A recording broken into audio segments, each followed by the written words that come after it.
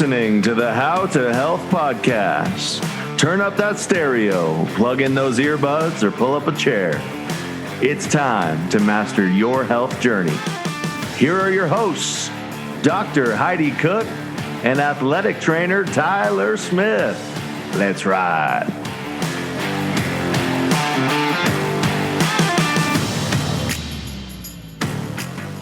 Howdy ho. Good morning. How are we doing? We are doing fantastic. Fantastic. That's good to hear. So we're getting better sleep, I take it? Yes and no. Last night was good. The night before that was utter trash. So, it's just a real coin toss these days. But last night was good. So Do you try to go to bed earlier in case, or does that make it worse because then you're just fighting it even longer? We've made a concerted effort to, instead of we used to go to bed at 10, and by go to bed, I mean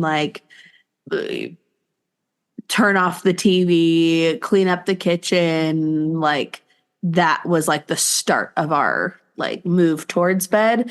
And now we have made the concerted effort to do that at 9:30 so that we are, crawling into bed at 10. And that has been nice.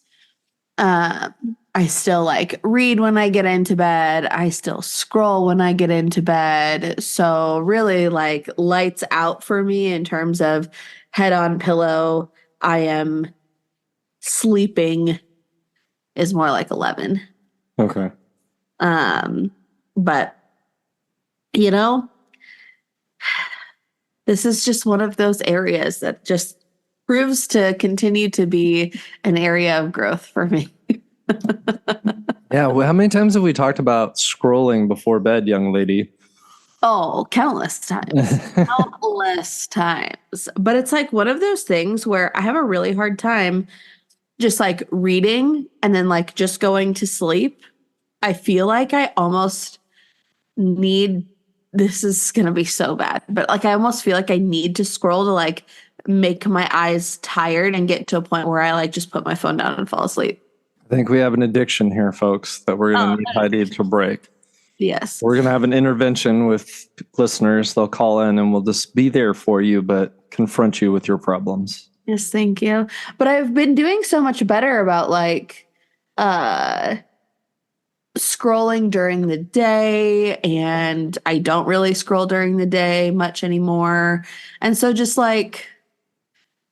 there's been that's still just my time to scroll on my phone. I don't know. It's bad. And it's not I'm scrolling for an hour. I'm scrolling for 30 minutes and then I don't know. There's been improvement there for sure. It is not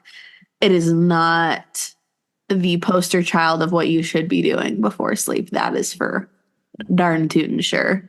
But we're making improvements. That's good. Yeah. That's what we're all about. Small improvements. Yes. How are we doing this week? Good. We've finally broken. I was kind of saying it was funny to a couple people because this time last week it was I don't know, 19 degrees with a foot of snow. And now it's basically all gone.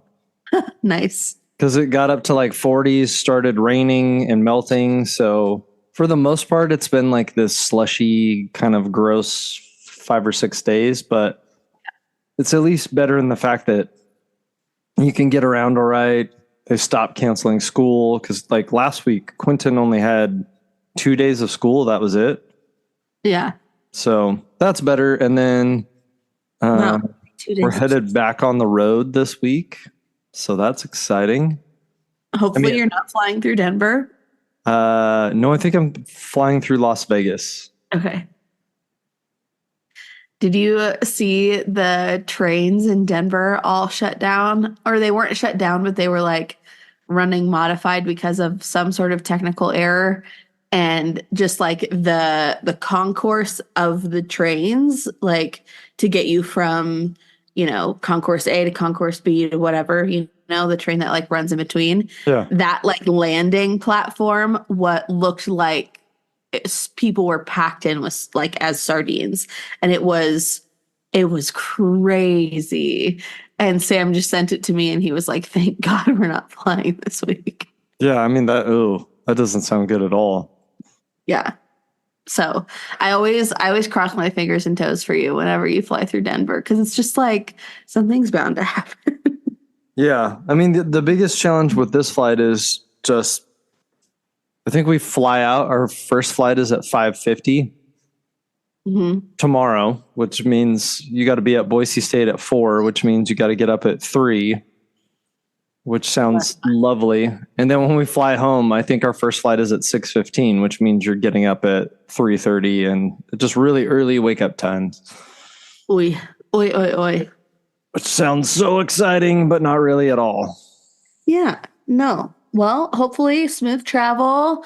Hopefully, everybody runs well. And we're switching groups. That's the other thing we do on this trip. So normally I'm like the distance-based human being. Like I have but since outdoor, we go to meets, we usually go to like what they're called like dual meets. Okay. So a lot of schools will run 2 meets at the same time.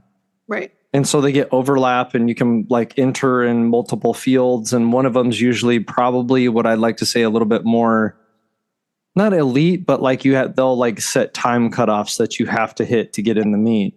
And then another school will take the overflow from that and be like, yeah, you can come run at our meet.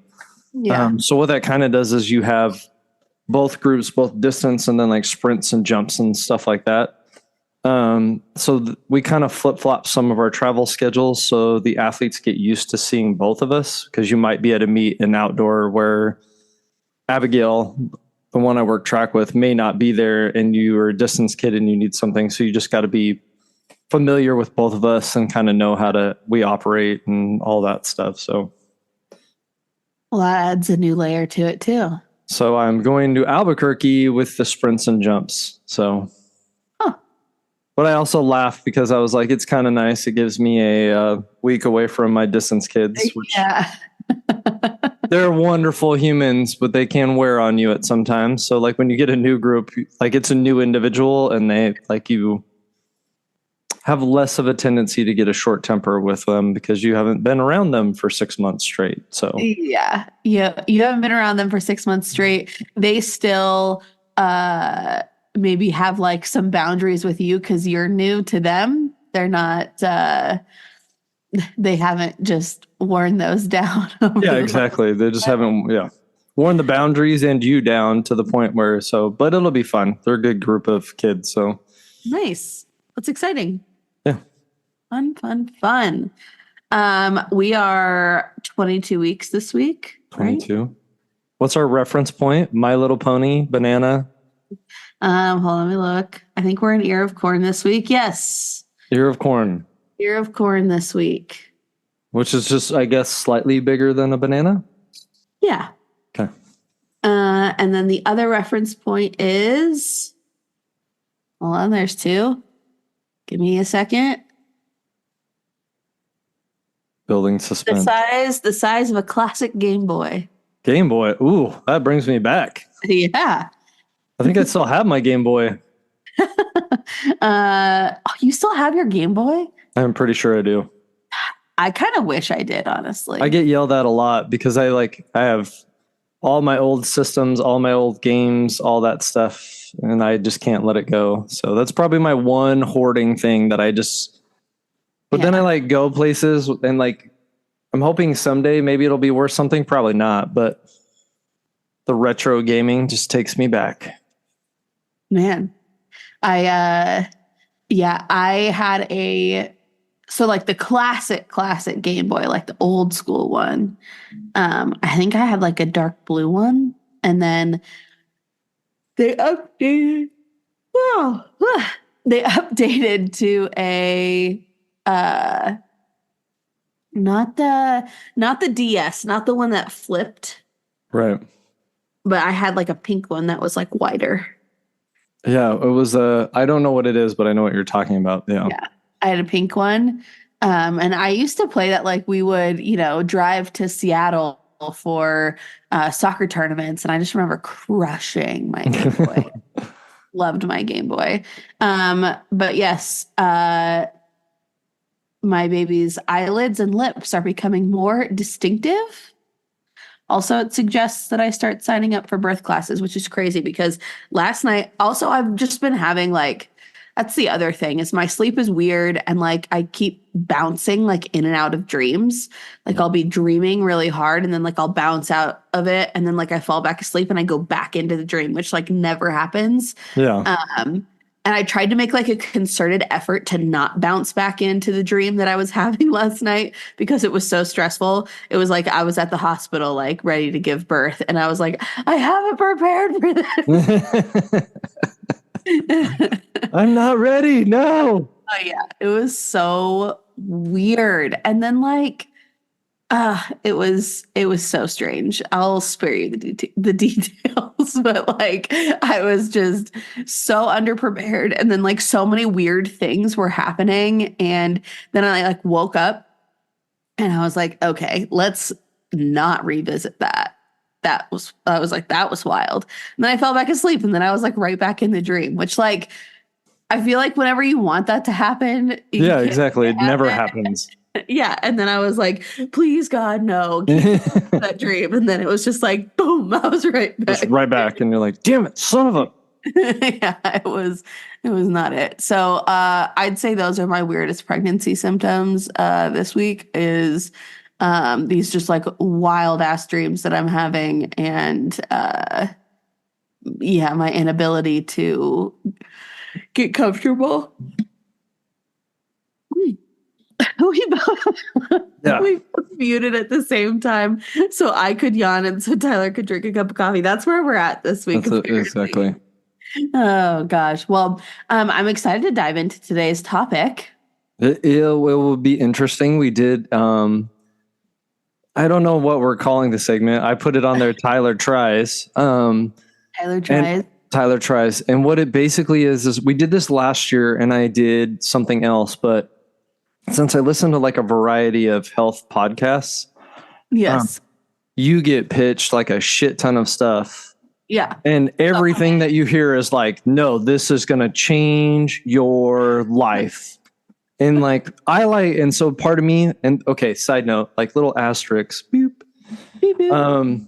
The reason I do a lot of this is because I'm not perfect by any stretch of the imagination, but I have most of my big rocks fairly dialed in. Yeah. So when I do a lot of this stuff, this one was a little bit more purposeful, but a lot of it will be just to see how it goes. Like I'm not looking for a solution. And a lot of times it's more curiosity than anything else is like, because I don't usually believe a human when they're like, if you take this, it changed my life. Like the last one I did was LMNT, which is good. And I like it. But people are like, oh, it changed my life. And I was like, it didn't. Didn't move the dial. Like I like it. It tastes good.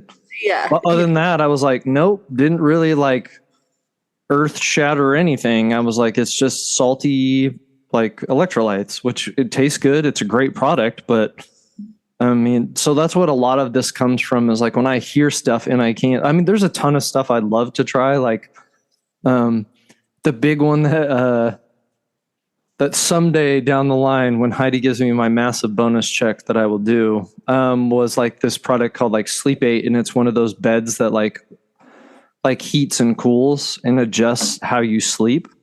Mm-hmm. And this person was like, oh, this is the greatest thing ever. And I looked and it was like $9,000. And I was like, yeah, I'm not doing that. And so like, that's the other thing I think you and I are pretty good at.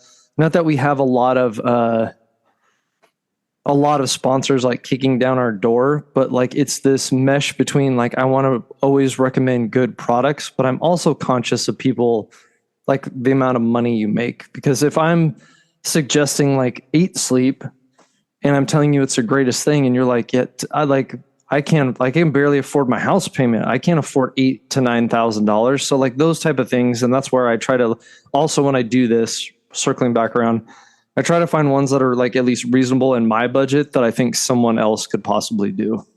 Yeah. So yeah, I'm excited to dive into this. I'm going in cold. just ready to ask Tyler a bunch of questions about his experience. As per usual, Tyler Tries is unsponsored. Unsponsored. We get no money for this. And yeah, kind of as Tyler said, like, typically we focus on these big rocks, right? That's like where we focus our time. That's where we focus our energy, our attention. But sometimes it's fun to just like dabble in things. And it's something that I often tell, clients or, other individuals is just like, yes, do I preach and preach and preach about moving the big rocks, and somebody comes to me asking about a supplement or asking about kind of a one-off niche thing. And while that can be, fun and good and can, keep you entertained and engaged and all of these things, are we expecting it to like solve all of your problems? No. So is that where we start? No. But also would, like Tyler said, would adding a electrolyte supplement hurt in your journey? Probably not. But again, it's like, where are we spending our time and attention? And so sometimes it's just fun to dive into these things and see what we learn from Tyler experimenting for us. There you go. I'm the guinea pig for the podcast. Yes. And I was going to tell you, I got a new gadget, and so we can do a Heidi Tries after I've only had it for like 4 days. So I'll keep you posted. Oh, new one. Yeah, I'll keep you posted on how I feel about it. And we can do a Heidi Tries segment. Awesome. But I'm gonna try and dig up a sponsorship from them before. Oh yeah. No try free to do ads. something. No free ads. I did buy it myself, but let's see what we can drum up here. Yeah, for sure. Anyways, okay. So, what did you try this time, Tyler? So this is going to at first sound kind of like just obvious, but I did a probiotic supplement. Sure. But the one that I did, I've listened to some stuff and did some research. I was having roundabout like GI problems for a while, like over the summer. Like it was just, there were some things that were not clicking right and just felt off. Yeah. And I'm kind of laughing now because they've kind of subsided. And I was like, I was like contemplating, like, should I try this or should I go to a doctor? Like, which one of those two should I do? Which is probably usually not the best thing to be like, I don't need a doctor. We'll just try this instead. I think you land in the grand majority of people. Yeah, exactly. Not that I'm alone in this, but what I slap the supplement on and see if it we'll just see if this problem. works. I don't need to see a professional. No. But the problem was like it was stuff where it was just to the point where it was inconvenient and an annoyance, but not like I wasn't like crippled over in pain or like, like the big red flags with your GI is like different colored stools, like coffee ground, all that stuff coming out the wrong end. Like those type of things are not things that I would have just been like, hey, we'll see how this goes. It was just like I'm shitting coffee grounds. Let's try a probiotic, see if that helps. But what I wanted to do, because I've done this before, is I've listened to a podcast that has said like that this one's really good, and it's a product called Seed. And they had, what kind of like pushed me over is they had their one of their developers in there going through stuff. Mm-hmm. And a lot of the stuff he said, when you compare to a regular probiotic, just made a lot of sense. And it wasn't like something that would break the bank. So I thought, like, if I'm going to do this, let's like go with a higher quality product that isn't super expensive, but based on what he told me and the research I've done, is probably a step up from what you're just going to get in the store. And there's a lot of different things he talked about, like just over-the-counter probiotics, why he wanted to create a better product. Things like probiotics are like living organisms, and they have to be alive to be functional within your body. I don't know how much, like, So microorganisms or microbes are like, how do you tell these people? They're like in your body everywhere, right? That's why they sometimes call your stomach like your second brain, because there's so many microorganisms in there, which might they got great access. Yeah, and people might feel like that's gross, but I think during the interview he said, like, to be honest, we're more microorganisms than we are ourselves. Like, there's so many trillions of these everywhere that, like, we just have this symbiotic relationship, and there's both good and bad. And sometimes when you get an imbalance of good and bad, it can affect your digestive system. And things like he said is like, okay, so there's a probiotic that I've taken before that you have to refrigerate to keep alive. And one of his big things is like, okay, but then the minute you swallow it, it's going above freezing temp or the fridge temperature. So when it gets down into your gut, is everything denatured essentially? Everything is denatured or not alive anymore. So if they're giving you 1 billion, you might get a third of that is actually active, that makes it all the way into your system. So like when he talked about that in the process, they go through, they have like a specific capsule system where it's like an outside capsule that protects all the alive microbiome and as it goes through your body, so it can be released in the correct spot. And they have a simulator. I was like, well, a lot of that makes sense, so let's try it. Sure. Nice. So I didn't even know. So I knew Tyler Tries today was going to be about this probiotic he was taking. And, but I didn't even know what brand it was before we went into the episode. So doing some, kind of quick half-assed research here. It looks to be kind of like a higher end supplement brand overall. Do you know if he makes any other supplements, or is this the only one that he makes? Do you know? I don't know, but as far as I think this is the only thing they focus on. Gotcha. Yeah. And it seems like there's these two parts.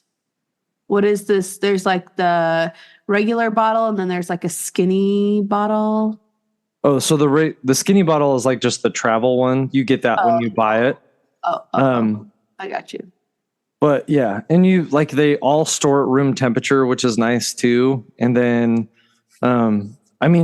if it makes a big difference, they're also very environmentally conscious when they send you stuff. It's it's in biodegradable packaging. So like a lot of things, both in what they said and what the company stands for, just pointed in a direction of like a company that I think most people can at least get in line with. Like, yeah, they're not wasting too much. They're just focusing. I think they do just focus on this. Because what they really wanted to do was there's two different ones. There's a daily probiotic, and they also make them for children too. And they study like strands, because what they want to do is like validate and make sure that this strand is beneficial to the human body and is the good type of bacteria that helps nurture your gut. And another thing for a lot of people is like why this was kind of a big thing, is because if you are what you eat, but you're also what you digest. And if you're eating a lot of stuff that can't get picked up by your body, then it's not really, benefiting you as much as it could be. Yeah, totally. Well, that's neat. Okay, so looking at this though, it is $50 for a 30-day supply. Yeah. Wah, wah. Yeah. But it's not great, but I did get it. Like your first one, I think you can get for $35. Nice. And they also did a thing for Christmas. And like the longer you go, you can get, like, I didn't do the, there's like 3, 6 and fully year subscriptions, which will give you a benefit too. Yeah. And I think, and I don't always like to compare this because I don't want to take away from what people like. But it's about like a little bit less than $1, or no, it's $50. So it's a little less than $2 a day. Yeah. Sorry, keep going. But I've also I don't want to say been inconsistent, but I've also picked it up when I'm noticing stuff and get back on track and then just stop for a while. Like I did it for 2.5 months and then I took 2 months off. And then coincidentally around the holidays, my GI tract got off again. So I bought another one and then, like there's no commitment and it's easy to cancel too. That's what I like. So if you don't want to do it, just click on it and they'll cancel it. Nice. So yeah, because have you taken a different probiotic before? Yeah, I've done just like over the counter, like the fridge ones. Which, yeah. Oh yeah, that's right. Like, the ones that are kind of built out of yogurt and stuff. Yeah. And like I said, when he was talking about it, like you get like billions of these microorganisms when you take both kinds. I think it kind of depends on the brand, but it made a lot of sense when he told me, like, if you have to refrigerate it and then you swallow it, it's going to kill a bunch of them if they can't live at room temperature. So I was like, well, if I'm going to do this and try it, this makes more sense, at least in the science of the product. Yeah. So did you notice, because like I'm just thinking, my probiotic is, I think it's like $30 for 60 days. I can get it like when it goes on sale and I can get like a buy one, get one. So it's regular priced $30 for 30 days. And then I usually just like wait and buy them on BOGO. But so, roughly double the price. Mm-hmm. But if it's, a lot more beneficial for you, then, totally worth it. So, in terms of benefit, did you notice a significant difference between this probiotic and others that you've taken in the past? I think in a couple of things I did, not that I'm going to, there's probably going to be an overshare, but like if you do pay attention to your stool, there's like a much bigger difference in like the formation and the consistency of it with this, because I feel like it's regulating that a little bit better, like as far as your digestion. The other thing that I noticed that was kind of a weird, I guess almost kind of bonus, was I did feel kind of more energy throughout the day. Yeah. And I feel like almost like I'm digesting things a little bit better and getting more out of the food I'm eating. Specifically, like when I'm doing running and stuff, I just feel like I have more energy than I did when I don't take it. Yeah. Huh. So, yeah, going into like all of the benefits that we look for from a probiotic, the GI improvements, right? Those are a given. And I think for, if you're somebody who's struggling with GI issues and are looking for, a probiotic, great. That's pretty self-explanatory. But like in my experience, which, sounds like it was different from yours, I wasn't necessarily experiencing GI issues. I wanted to support my, gut health overall, but I wasn't necessarily experiencing anything wrong when I first started taking probiotics. I actually started first taking probiotics when I went to Africa for the first time. It was just suggested that we get on them as we go over there, and we're, eating brand new foods and drinking, questionable water. I was going to say water that has not been filtered the same.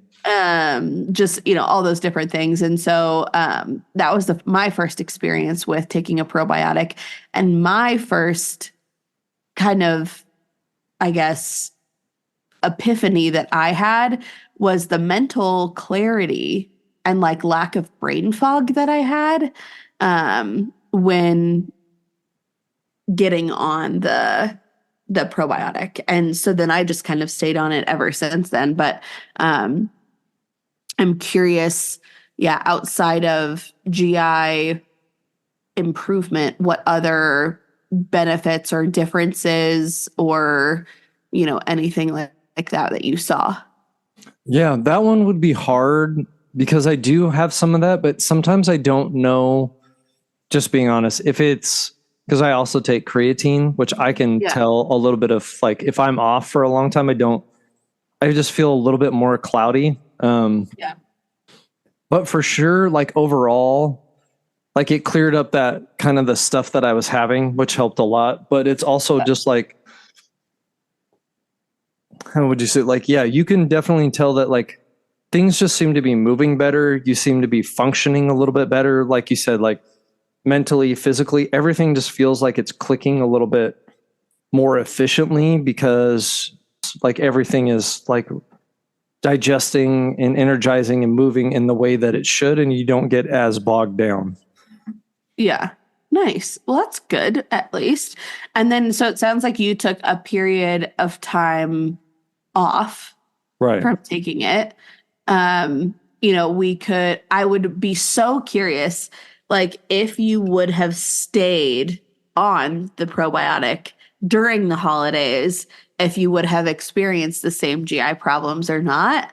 So like, is it more environmentally based? Was it the fact that you got off of it and, you were probably taxing your GI more than it was used to during that period of time? I'm so curious. How that time off went, and if you noticed outside of, again, the GI issues that you experienced when not being on it anymore, did you notice any other differences or drawbacks or symptoms from not being on it anymore? Sometimes that's like the biggest indicator for me, is like if I get off of something and I'm like, wow, I just like don't really feel my best. Because sometimes when we're talking about things that are in the weeds, right, like not necessarily the big rocks, sometimes it's really hard to differentiate, from our baseline. Is this really making a difference? And then we stop. And sometimes that stop and that kind of step back, not feeling great feeling is the indicator, for me at least, that like, whoa, that was actually making a difference for me. I just, didn't fully recognize it. Yeah. And I think probably if I was to draw some conclusions, which I would probably have to look a little bit closer, like over the break, I feel like I was doing really well, but I had to shrink down my workouts a little bit. Mm-hmm. And that's always a question of like, why? But I think it's because my energy levels kind of shrank a little bit faster than they normally do when I'm on it. Yeah. I feel like I have and that's the hard part, is like, I'll still get through the workout. Like there's very few times where I just call it quits in the middle of it. Like I could still get it done. But the rest periods were increased, things like that, because my energy levels were just a little bit below what I would consider normal for myself. And it's probably like, it would have been interesting to keep on it through the holidays. The holidays are just that time where it's like, like you said, you're not eating well. You're kind of off your regular schedule. For me, because I'm not working, like my routine gets kind of thrown off. And so, and like I was going to say too, on some of this, like a couple side notes with any probiotic, but like this one specifically, if you are having GI issues and you do add probiotics, it's important to pay attention to, are your symptoms getting better or worse? Because for some people, if it gets worse, you might be adding bacteria or growing the unhealthy bacteria that is kind of overgrown in your gut, because it's like there are different kinds of bacteria, good and bad, like battling back and forth. And what you kind of need is this equilibrium for them to maintain like a good balance level. But if you add some of this to some people, like you might have like what they call is like whatever, is it SIBO? fungal? Yeah. SIBO or something like that, where you can get an overgrowth of bad bacteria in your gut.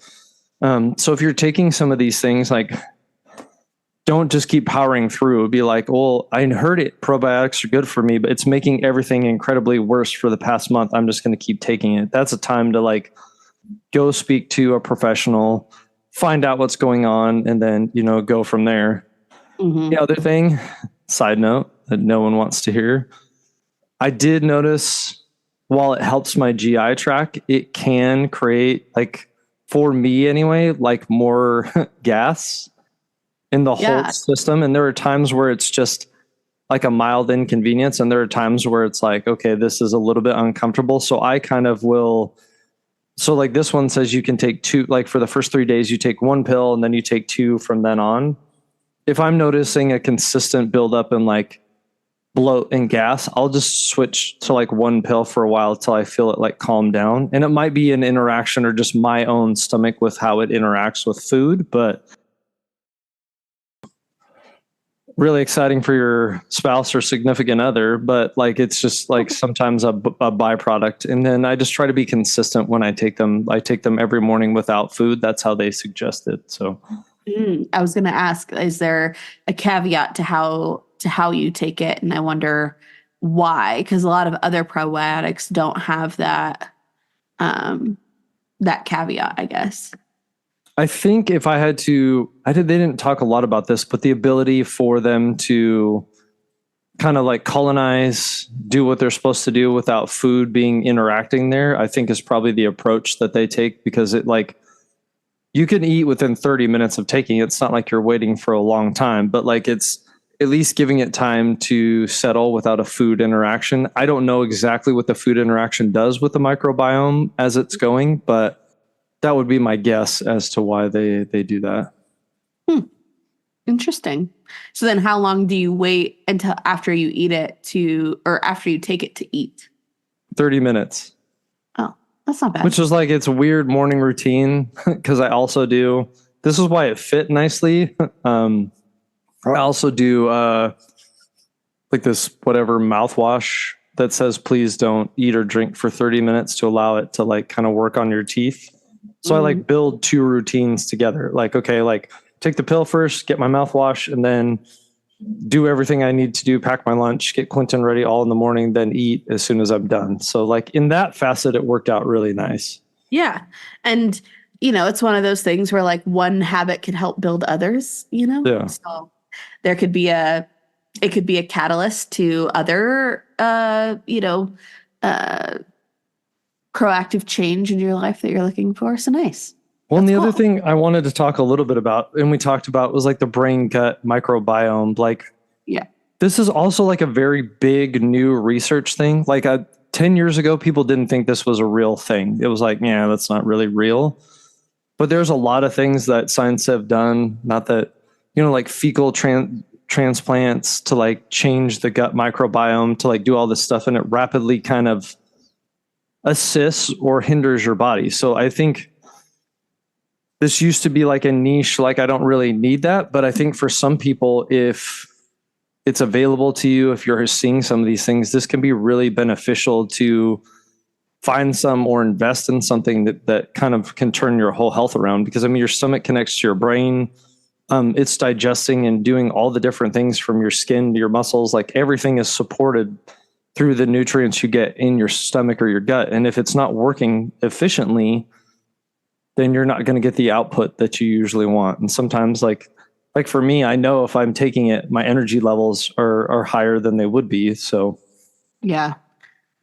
I'm honestly kind of jealous of this conversation since I've been pregnant. Like I've had to get off of all of my supplements essentially, minus my prenatal, and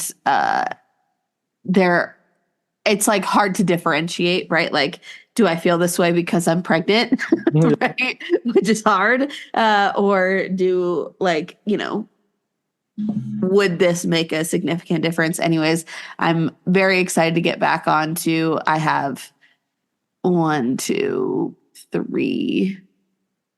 supplements that I really enjoy taking, that I haven't been able to take. And I'm like itching to get back to it. And maybe I'll add this to it as well.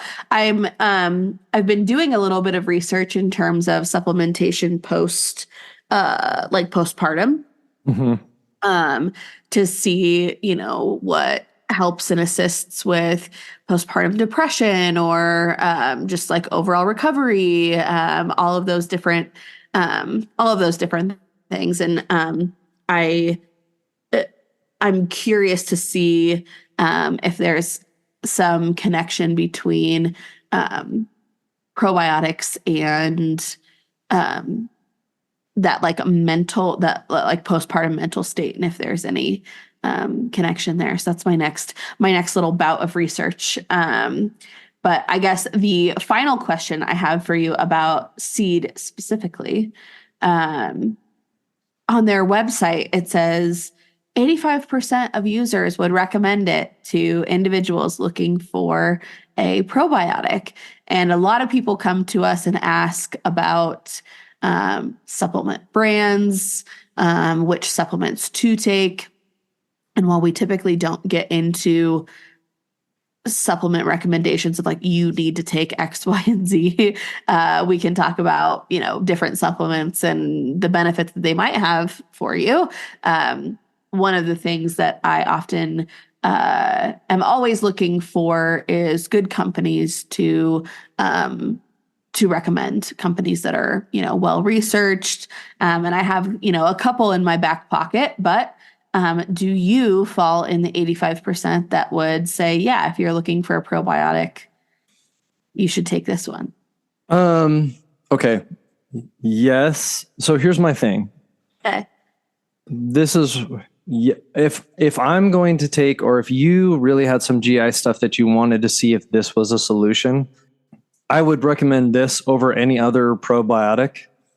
I've taken a lot of them and not felt anything. This one, I like, at least I can tell tangibly from day to day that I feel better, that I'm running more efficient, that everything is, for lack of a better term, clicking. And like, the only thing I really wish, so not that they'll ever listen to this, but if you could get the price to like $35 a month, I think it would be a slam dunk. Like, I think $1 a day for this is, yeah. Especially if you have any GI issues, like, and I think the reason that I would recommend all this is because if you have significant GI issues that are bothering you throughout the day, $2 a day or a little less than that is going to be, I think it should be impactful enough that this is going to be worth your investment. And the only hesitation I have is like, yeah, most people, $50 a month can kind of be steep, but as far as like the probiotic itself, this is the only one that has ever like done anything like, I take those little, whatever they are, yogurt ones or whatever, like, and it's just like, you do it. We did it because it was more like, this will help support us. This will be better. Like, this will be, but you don't feel anything. You're just kind of doing it because you're like, this is supposed to be good. I think like, this is what people tell me. This one definitely has significant impact that I felt throughout the time. It's just the price might be a little, like, it's not outrageous, but it's also not, the cheapest one that you can find. Yeah. Nice. Well, I feel like that's a solid, yeah, you would support it. I would. Yeah. I think and it's one of those things probably as you get older too, now that I'm 42, almost 43, like, I don't really put a lot of, like, I understand the limitation on supplements, like they're not going to move a lot of stuff, but this kind of plays that interesting role where it's like a supplement, but if you have your nutrition for the most part dialed in, it's what do I want to say? Like, it's a supplement, but it adds to your big rock. Like, it's enhancing your big rock because you're eating, but the things that you eat are better digested and better helping you. So like, it's kind of like a little, like a bonus that helps one of those things. And so it's not just like a complete, what I would call, like most supplements, bullshit supplement that's just trying to, give you a 15-minute like CNS stimulant and then you move about your day. Like, this has longer term effects. So yeah.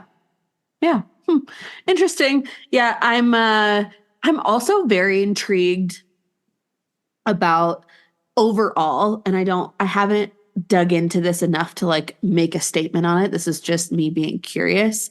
I have always wondered about, our body's ability to find homeostasis, right? Like, Sam and I were just talking about this. Like, I was sitting on the couch complaining the other day. I was like, by the end of the day, like my back freaking hurts and like my stomach feels huge and I'm just like so uncomfortable in my body. And it's just like wild to feel that way.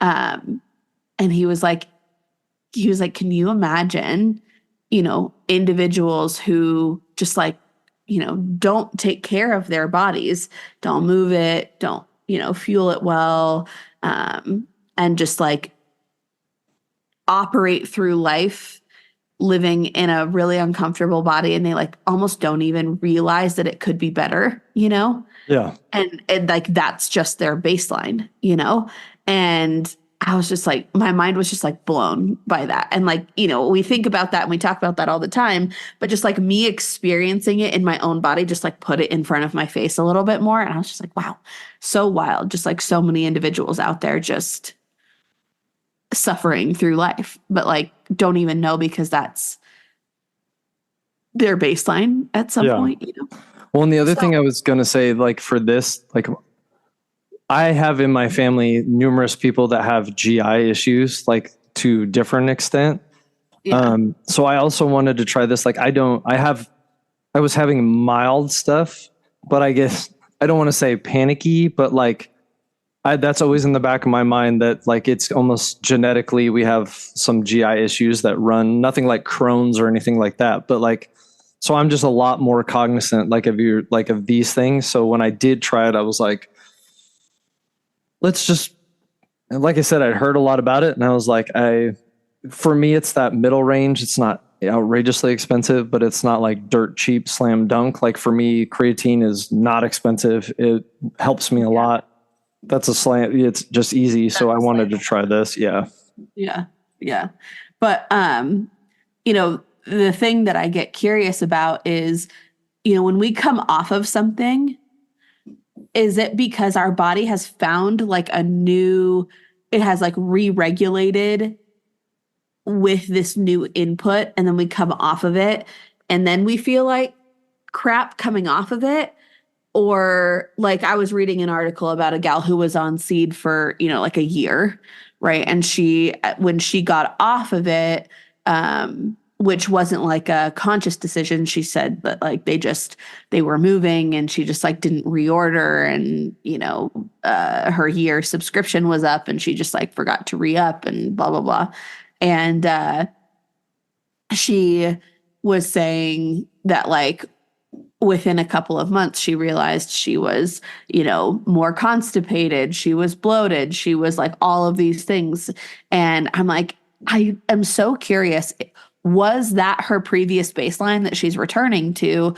Or is the body struggling to find its new baseline without this new input that it has established homeostasis utilizing? You know what I mean? So like, some of that I am so curious because I think about that with some of my own supplements, because like I notice a difference when I don't take some of the supplements that I take, but then I'm like, is it because I don't have it and my body like regulated to having it? If I never took it, would I experience that? You know what I mean? Yeah. Like that's some of the just like curiosity that I have about some supplements.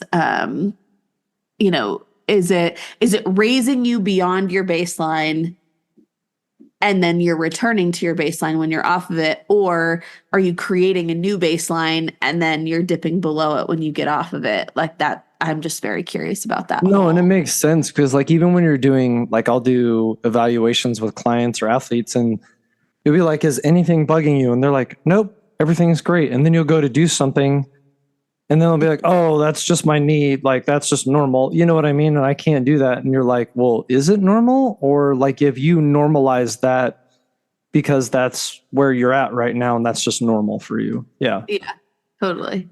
Huh. Very interesting. Just food for thought, just more tinfoil cap, little nuggets that I have floating around in my brain always.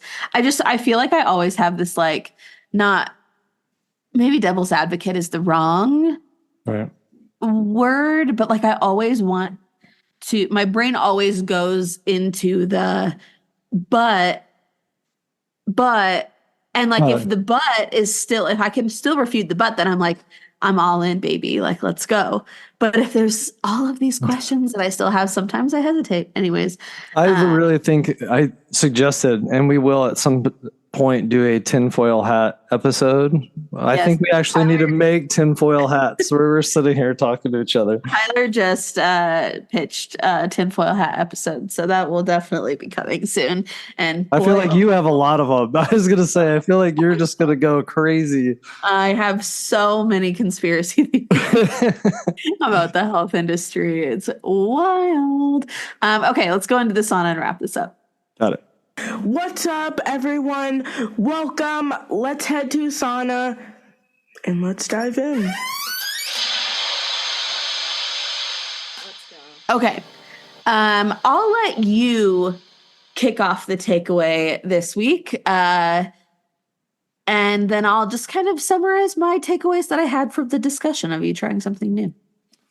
So I think for me specifically, the journey for a probiotic was to solve like some GI issues that I was having myself, which coincidentally, I don't know if it would have resolved on its own, but it did resolve when I started taking them. So for me, it was beneficial to reestablish homeostasis. And like I said, the reason I did this is I looked at some of the research and it just made sense to me.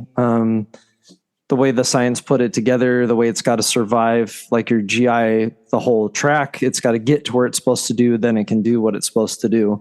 I knew it was a little bit more on the expensive side, but if I was going to try this, I was looking to see something that would hopefully make a significant impact, which overall it did. And then I came off of it. I probably should have paid better attention to, like you said, the smaller things and try to connect those. And I probably will try to do that from here on out. But it did improve or help me. And I do think if you have significant GI issues, looking to this avenue, you don't have to marry it. You don't have to do it for the rest of your life. Could be a good, moderately priced way to reevaluate your situation. And like, it may make you feel a lot better.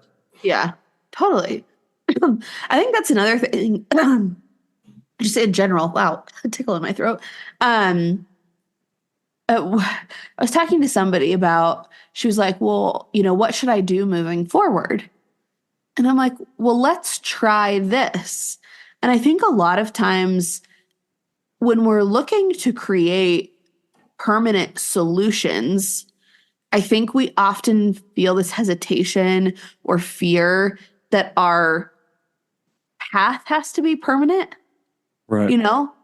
And that's just not the case, right? Like we get the opportunity to try something and then you have the opportunity to try something different. You know what I mean? And so I think my overall takeaway from this discussion has just been, this can be a really great kind of middle to low cost addition to your routine that could have, a pretty tremendous impact on how you're feeling day to day.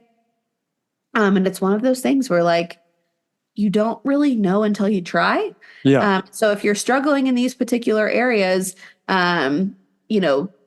taking a 30-day trial, a 60-day trial of something to see if you notice a difference can be a really great way to open the door to, new opportunities in this particular area. Now, the last thing I will say on this discussion, whenever we do these more niche type topics or discussions, is to remember that, we only have so much time, energy, and attention to give to our health.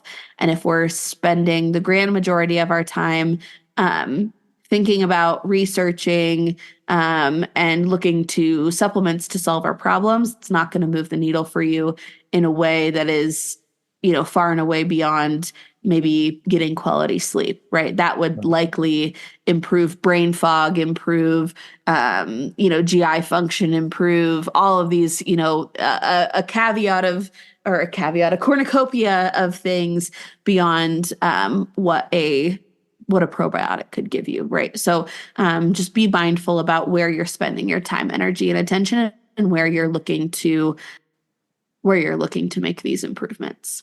Yeah, for sure. It's like I said before at the beginning, not that I feel in any stretch that I am perfect, but I do have a lot of stuff dialed in. So going these avenues is just a way for me to try to just add a little bit more or fix a couple of things that I've seen like that I would like to improve in specific areas. Totally. Are you ready for some trivia? Maybe. We'll see. What's the trivia on? It is random health trivia. Nope, I'm out. Sorry. It was a good episode, everyone. See you later. Bye. See you later. Okay. Rapid fire.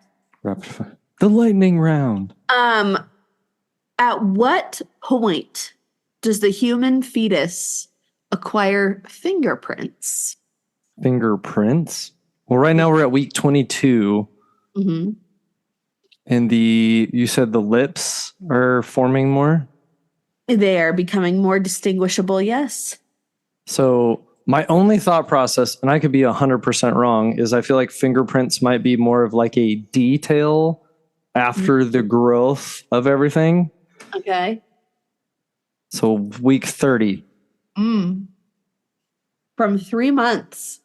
So 12 weeks. 12 weeks. See, it was the opposite. I didn't know. I knew. That was fine with me.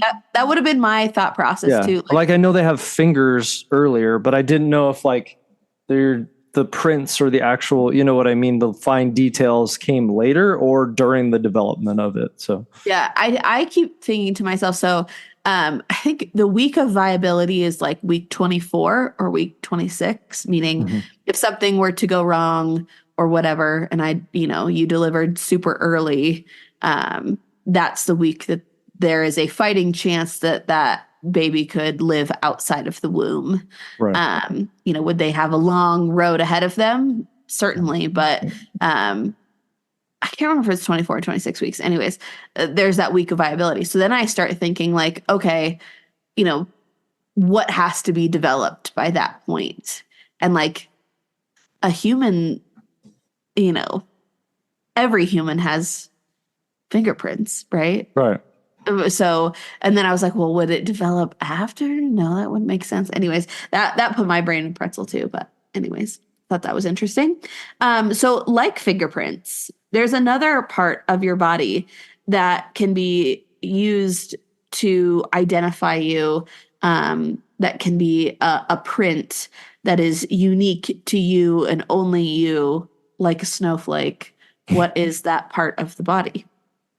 Are we talking not baby, but like as a full grown human? Yeah, any individual, right? So, your fingerprint is identifiable.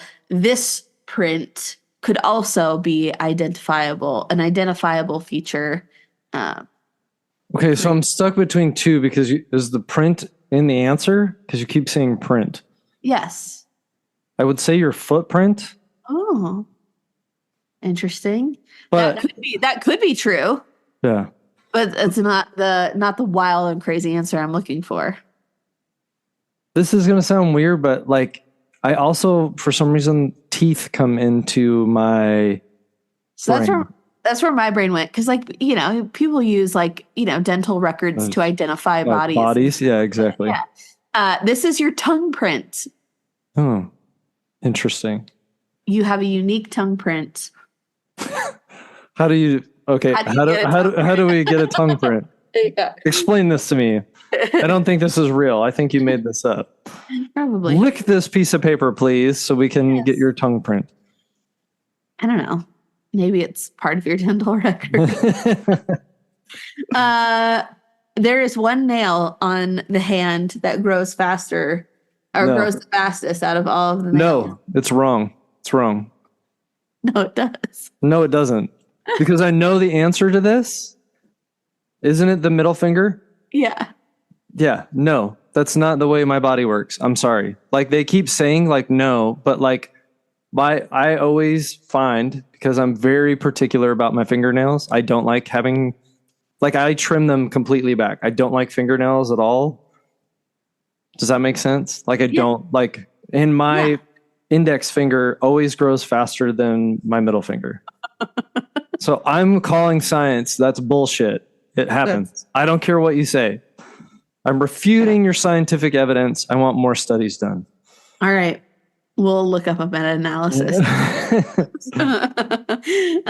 Okay. Sneezes regularly exceed what wind speed? 100 miles an hour. Yes. Oh, there you go. Sneezes regularly clock in above 100 miles an hour, while coughs clock in at 60. yes. Look at me. We're done. No more you trivia. cheating? Nailed 2 of them. Are you cheating? No, I'm not. I don't. I need to go buy a lottery ticket. I don't know what just happened. Oh, this one is interesting. So obviously our noses are not as sensitive as a dog's nose. However, it can remember just a myriad of scents. So the connection between your nose and the receptors in your nose and the memory facility in the brain can remember up to how many different scents? How many different scents? Yeah. 1,200. Higher. 37,000. Higher. Oh, wow. Yeah. 156,000. 50,000. 50. Okay. How That's crazy a is lot. that? Yeah. But it also happens to me like I could sit here and name 50,000 cents. I don't think I could either. But I mean, the disassociation is not as strong as it used to. But me growing up, my father used to smoke cigarettes. And then I would have that association. If I smell it, I still think of my father because we would be like in the car, you know what I mean, doing all that stuff. And like that was my association for a long time with him. Yeah. That I would smell. say smells is like one of the ways I'm like rooted to memories the most vividly. Sure. Yeah. Just so weird. Yeah. Very strange. Okay, last one. Like I think I've talked about this on the podcast before. I have such a vivid if it's fall, okay, a sunny fall day. So it's sunny outside, but it's cool, crisp in the air. The house is clean. Like it smells like you just cleaned the house. Yeah. And there's a fall candle going. That immediately transports me back to my mom's kitchen.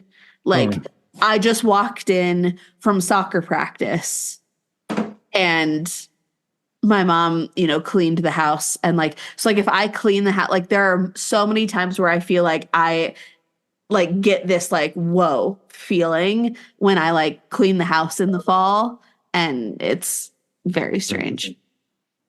Okay, this is the last one. This is disgusting. Sweet. How many particles of skin does the human shed every hour? Particles of skin? Yeah. 120. 600,000 Ooh, gross. per hour.